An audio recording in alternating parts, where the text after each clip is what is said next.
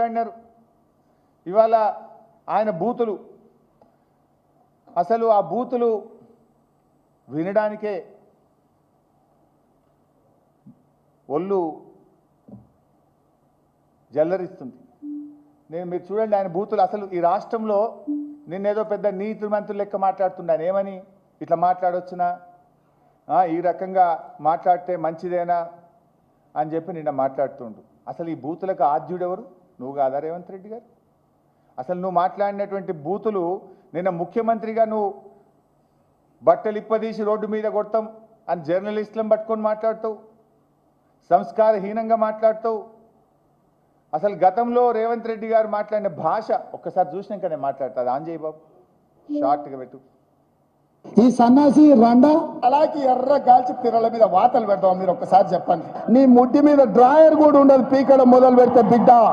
నడి బజార్లో ఉరి తీయాలన్నా, 100 మీటర్ల గోతి తీసి పాతి పెట్టాలన్నా, ఒక్కనొక్కని పండబెట్టి తొక్కి పేగులు తీసి మెడలేసుకొని ఊరేగుతాం బిడ్డ.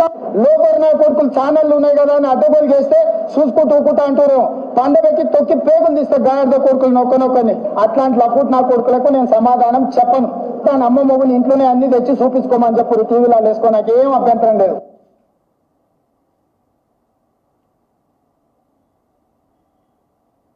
నెత్తి మీద కాలు పెట్టి తొక్కకపోతే గుండు కొట్టించుకుంటా అక్కనే నా కొడుకల్లారా రండి. అట్లనే తెలంగాణ ప్రజలు అడవి పందుల్లా అయ్యో అరే సన్నాసుడు కార్యకర్తలు వాళ్ళని పట్టుకొని యాప చెట్టు కట్టేసి లాగుల తొండలిచ్చి కొడతారని చెప్పి బోర్ల పక్కల పండబెట్టి తొక్కుతాం. వేముల వీరేశాన్ని నల్గొండ క్లాక్ టవర్ దగ్గర బట్టలు పదేసి పిర్రలు వాళ్ళ దగ్గర కొడితే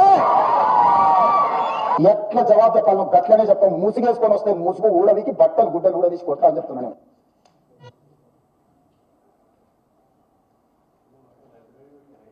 ఇంకా చాలున్నాయి. ఇంకా మా వాళ్ళు మరీ 5 నిమిషాలు తయారు చేస్తే వద్దులే ఆ బూతులు ఉంటే ఇంకా ఇప్పటికే పిల్లలు చెడిపోతున్న రాష్ట్రంలో 1 నిమిషానికి కుదించమని చెప్పిన. ఈ వ్యాఖ్యలు విని విని సమాజం చెడిపోతుంది, వద్దు 1 నిమిషం చాలని చెప్పిన. అంటే నేను అనేది ఏంటంటే, రేవంత్ రెడ్డి గారు నీ భార్యాబిడ్డలే భార్యాబిడ్డలా? ఎదుటి వాళ్ళకు భార్యాబిడ్డలు ఉండరా? ఎదుటి వాళ్ళకు అక్కా చెల్లెలు ఉండరా?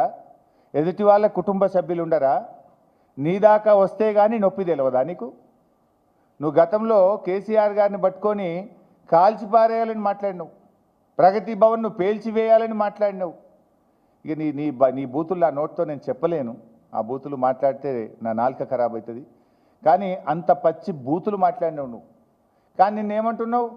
ఇట్లా అంటారా అట్లా. మరి అప్పుడు గతంలో నువ్వు అసలు బాడీ షేమింగ్కు బ్రాండ్ అంబాసిడర్ నువ్వు కదా.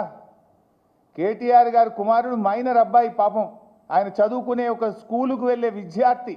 ఆ బాబుని, ఆ పిల్లవాడిని పట్టుకొని కూడా నోటుకొచ్చినట్టు మాట్లాడినావు కదా. నా ఎత్తు పొడుగు గురించి కూడా అడ్డమైన కూతలు కూసినావు కదా నువ్వు.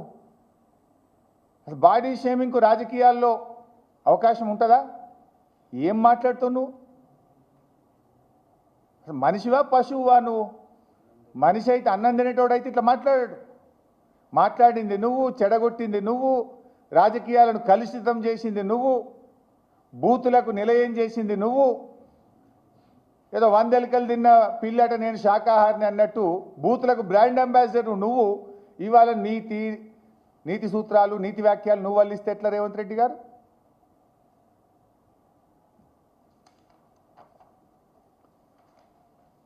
ఇకపోతే నిన్న రేవంత్ రెడ్డి గారు